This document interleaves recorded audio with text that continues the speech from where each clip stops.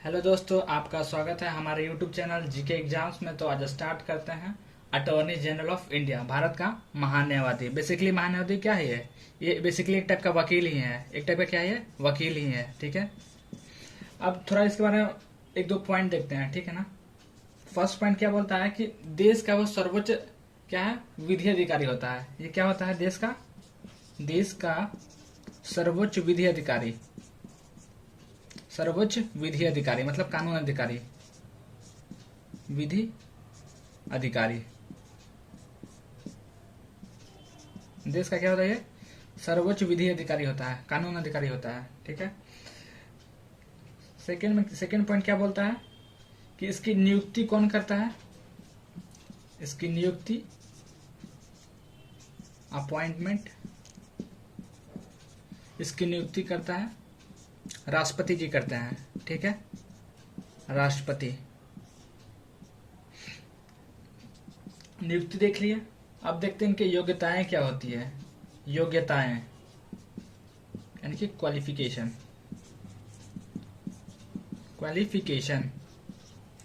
तो क्वालिफिकेशन वही होता है जो सुप्रीम कोर्ट के जज के बराबर होता है। सुप्रीम कोर्ट के जज के बराबर।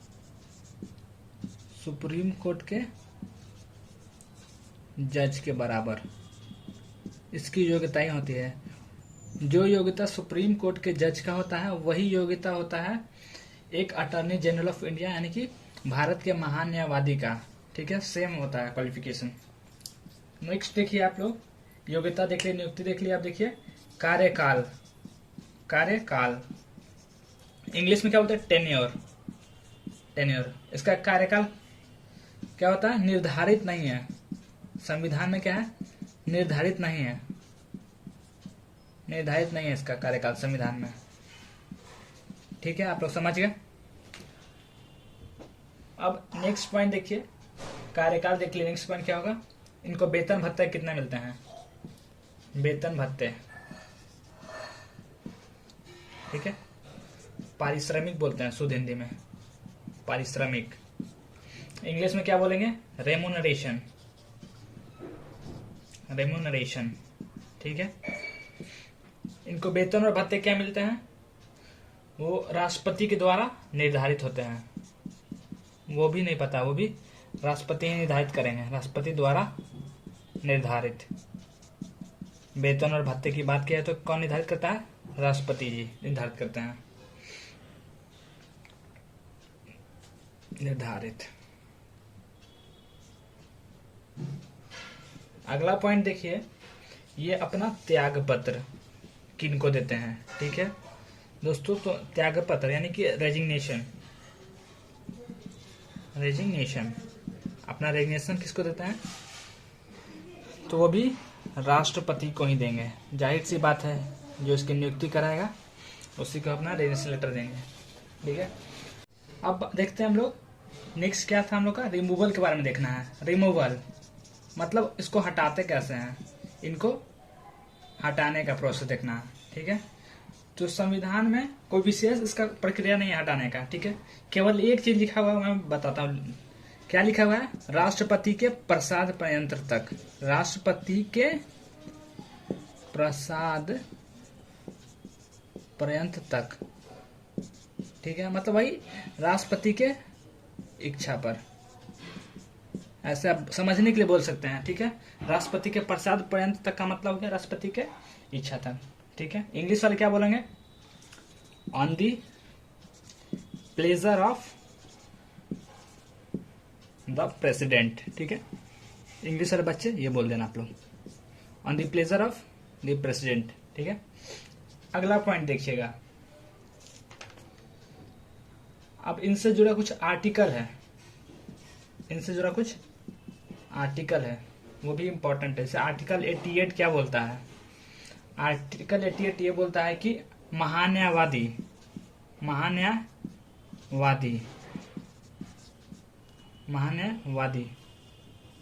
आर्टिकल 88 बोलता है कि महान्यायवादी जो है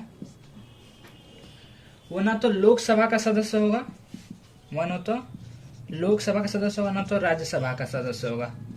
ठीक है, वह न तो लोकसभा का सदस्य होगा न तो राज्यसभा का सदस्य होगा, लेकिन क्या कर सकता है, इसको एक अधिकार प्राप्त है, ठीक है, अधिकार प्राप्त है कि वह बोल सकता है, लोकसभा में भी बोल सकता है, राज्यसभा में भी बोल सकता है, ठीक है।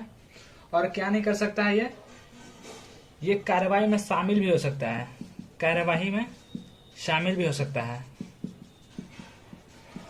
कार्यवाही में भी शामिल हो सकता है। तो फिर से समझिए यहाँ तक, महान्यायवाद आर्टिकल 88 में क्या बताया गया है कि वह लोकसभा या राज्यसभा में क्या कर सकता है, लोकसभा या राज्यसभा का सदस्य नहीं होता है वो, ठीक है, लोकसभा या राज्यसभा का सदस्य नहीं होता, लेकिन वह बोल सकता है उसमें जाके, ठीक है, उसके कार्यवाही में भी शामिल हो सकता है, लेकिन मतदान नहीं कर सकता है, मतदान नहीं कर सकता है, मतदान नहीं कर सकता है। फिर से समझिए एक लास्ट बार समझा रहा हूं, महान्यायवादी क्या होता है, ना तो वो लोकसभा का सदस्य होता है ना ही वह राज्यसभा का सदस्य होता है, ठीक है, इसलिए मैं कट कर दिया हूँ। वह लेकिन लोकसभा में जाके बोल सकता है और राज्यसभा में भी जाके बोल सकता है, वह लोकसभा के कार्यवाही में भी शामिल हो सकता है, वह राज्यसभा के कार्यवाही में भी शामिल हो सकता है, लेकिन वह न लोकसभा में मतदान कर सकता है न ही राज्यसभा में मतदान कर सकता है, ठीक है। तो मैं आर्टिकल 88 समझा दिया था, ठीक है, अब जिन बच्चों को नोट करने की इच्छा हुई वो नोट कर लेंगे, ठीक है। आर्टिकल 88 क्या कहता है, महान्यायवादी, महान्यायवादी न तो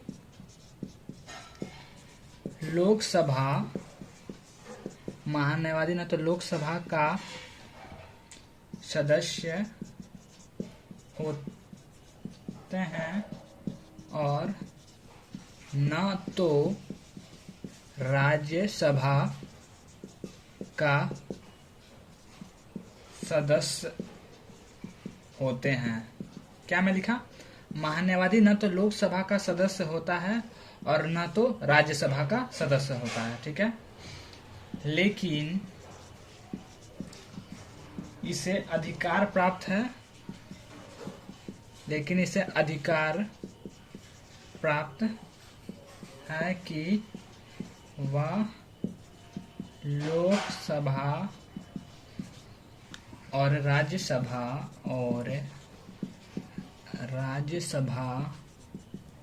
में बोल सकता है, ठीक है, बोल सकता है तथा कार्यवाही में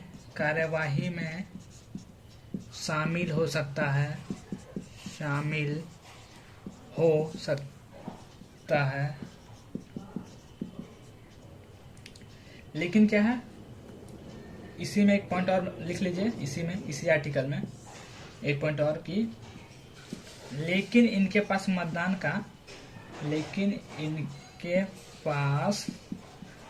मतलब वोट, मतदान का अधिकार नहीं है, अधिकार नहीं है। कहाँ मतदान नहीं कर सकते हैं लोग, लोकसभा और राज्यसभा में ये वोटिंग नहीं कर सकते हैं, ठीक है, बहुत क्लियर रखिएगा, इसी से एग्जाम में प्रश्न भी उठ सकता है, लोकसभा और राज्यसभा में। राइटिंग थोड़ा मेरा अच्छा नहीं है दोस्तों, लेकिन कोई बात नहीं, आप लोग थोड़ा सा मैनेज करोगे। अब आर्टिकल 105 क्या कहता है, ठीक है, ये सिंपल सा, बस इसको मैं लिख के समझा देता हूँ। ये क्या बोलता है कि संसद के जो सदस्य होते हैं, संसद के जो सदस्य होते हैं, जो सदस्य को विशेषाधिकार, कुछ विशेष अधिकार प्राप्त है, ठीक है ना, उसी को बोले विशेषाधिकार। संसद के सदस्य को जो विशेषाधिकार प्राप्त हैं और प्रतिरक्षा मिलती है, समझा रहा हूं आपको। क्या बोला कि संसद के जो सदस्य को विशेषाधिकार प्राप्त है और प्रतिरक्षा मिलती है, वही चीज एक महान्यायवादी को भी मिलती है, महान्यायवादी को भी मिलती है, ठीक है। क्या बोल रहा है आर्टिकल 105 क्या बोल रहा है, संसद के जो सदस्य को विशेषाधिकार, ठीक है, जो विशेषाधिकार मिलता है और जो प्रतिरक्षा इम्यूनिटीज विशेषाधिकार प्रिविलेज, ठीक है। तो वही चीज क्या मिलता है, एक महान्यायवादी को भी वो सब चीज मिलेगा। विशेषाधिकार और प्रतिरक्षा किसको मिलेगा, एक महान्यायवादी को भी मिलता है, ठीक है। एक लास्ट पॉइंट है, स्टार बना के लिख लीजिएगा कि देश के किसी भी न्यायालय में या केस लड़ सकते हैं, केस लड़ सकते हैं। जो महान्यायवादी होते हैं, एक वकील ही है बेसिकली महान्यायवादी, तो ये देश के किसी भी न्यायालय में, ठीक है, हाई कोर्ट, सिविल कोर्ट, किसी भी न्यायालय में क्या करते हैं, केस लड़ सकते हैं, ठीक है। और एक और पॉइंट है, यह प्राइवेट केस भी लड़ सकते हैं। ये जो महान्यायवादी है, या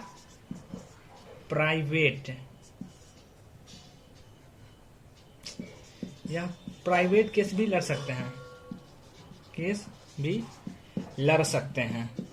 ठीक है। प्राइवेट केस भी लड़ सकते हैं। आई होप आप लोगों को वीडियो पसंद आएगी, ठीक है। तो पसंद है तो वीडियो को लाइक शेयर एंड सब्सक्राइब जरूर करना दोस्तों।